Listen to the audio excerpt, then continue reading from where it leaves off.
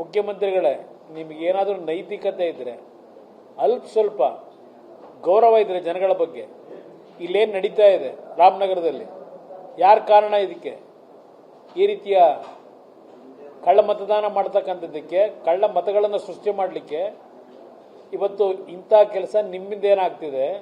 ನಿಮ್ಗೆ ಯಾವ ನೈತಿಕತೆ ಇಟ್ಕೊಂಡು ಮಾತಾಡ್ತಾ ಇದ್ದೀರಿ? ಇದನ್ನು ನಾನು ಪ್ರಶ್ನೆ ಮಾಡಲಿಕ್ಕೆ ಬಯಸ್ತೀನಿ. ನಾಡಿನ ನಮ್ಮ ರಾಜ್ಯದ ಚುನಾವಣಾಧಿಕಾರಿಗಳಿರ್ಬೋದು, ಕೇಂದ್ರದ ಚುನಾವಣಾಧಿಕಾರಿಗಳಿಗೂ ಇವತ್ತು ರಾಮನಗರದಲ್ಲಿ ಏನಾಗ್ತದೆ ಇದರ ಬಗ್ಗೆ ಜಿಲ್ಲೆಯಲ್ಲ ಬಹುಶಃ ಕರ್ನಾಟಕದಲ್ಲೇ ಆಗ್ತಾ ಇರ್ಬೋದು. ಇದು ಒಂದು ನಮ್ಮ ಮುಂದೆ ಸಿಕ್ಕಿರ್ತಕ್ಕಂಥದ್ದು. ಇವತ್ತು ಇಲ್ಲಿ ಯಾವ ಒಂದು ಕಳ್ಳ ಮತದಾರರಿದ್ದಾರೆ ಅವರನ್ನು ಇವತ್ತು ನಿರ್ದಾಕ್ಷಿಣ್ಯವಾಗಿ ಆ ಮತದ ಒಂದು ಕಳ್ಳ ಮತದಾನ ಮಾಡ್ತಕ್ಕಂಥದ್ದಕ್ಕೆ ಸೃಷ್ಟಿಯನ್ನು ಮಾಡ್ತಾ ಇದ್ದಾರೆ.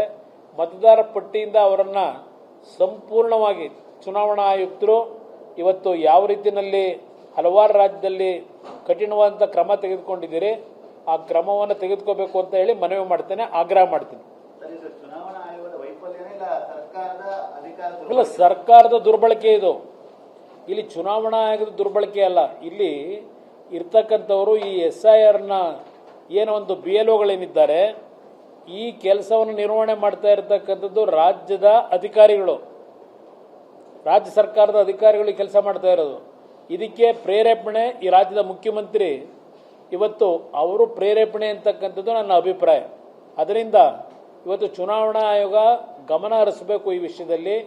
ತಕ್ಷಣ ಇದು ಕ್ರಮ ತೆಗೆದುಕೊಂಡು ಅತ್ಯಂತ ಸೂಕ್ತವಾದ ರೀತಿಯಲ್ಲಿ ಇದು ಪ್ರಾಮಾಣಿಕತೆಯಿಂದ ಇವತ್ತು SIRನ ಪ್ರಕರಣ ಇವತ್ತೇನೋ ಪ್ರಕ್ರಿಯೆ ನಡೀಬೇಕಾಗಿದೆ, ಅದು ನಡೀಬೇಕು ಅಂತಕ್ಕಂಥದ್ದನ್ನು ಮನವಿ ಮಾಡ್ತೇನೆ.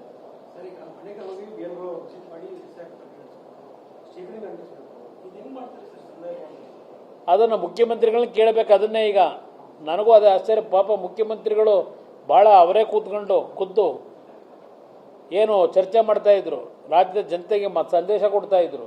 ಇವತ್ತು ಜಿಲ್ಲಾಧಿಕಾರಿ ಏನು ಮಾಡ್ತಾ ಇದ್ದಾರೆ?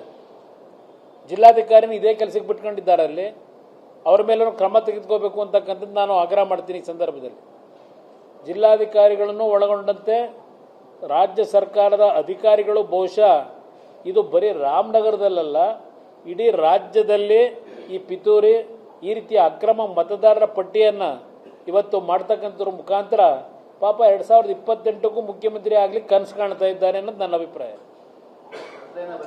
ನಾನು ಚುನಾವಣಾ ಆಯೋಗಕ್ಕೂ ಇದ್ರ ಬಗ್ಗೆ ಪತ್ರವನ್ನು ಬರೀತೀನಿ. ಅದರ ಜೊತೆಗೆ ಗೃಹ ಸಚಿವರ ಗಮನಕ್ಕೂ ಇದನ್ನು ತರೋದ್ರ ಮುಖಾಂತರ ಇವತ್ತು ಈ ರೀತಿಯ ಕರ್ನಾಟಕದಲ್ಲಿ ಈ ಒಂದು ಅಧಿಕಾರವನ್ನು ದುರ್ಬಳಕೆ ಮಾಡಿ ಪಶ್ಚಿಮ ಬಂಗಾಳದಲ್ಲಿ ಆಗಿರತಕ್ಕಂಥ ರೀತಿಯಲ್ಲೇ ಇಲ್ಲೂ ಇವತ್ತು ಈ ಅಕ್ರಮ ಏನು ಮಾಡಲಿಕ್ಕೆ ಹೊರಟಿದ್ದಾರೆ. ಇದನ್ನು ನಾನು ಕೇಂದ್ರದ ಚುನಾವಣಾ ಆಯುಕ್ತರಿಗೂ ಗಮನಕ್ಕೆ ತರ್ತೇನೆ. ಅದರ ಜೊತೆಗೆ ಕೇಂದ್ರ ಸರ್ಕಾರದ ಗೃಹ ಮಂತ್ರಿಗಳಿಗೂ ಈ ವಿಷಯವನ್ನು ನಾನು ತರಬೇಕು ಅಂತ ಇದ್ದೇನೆ.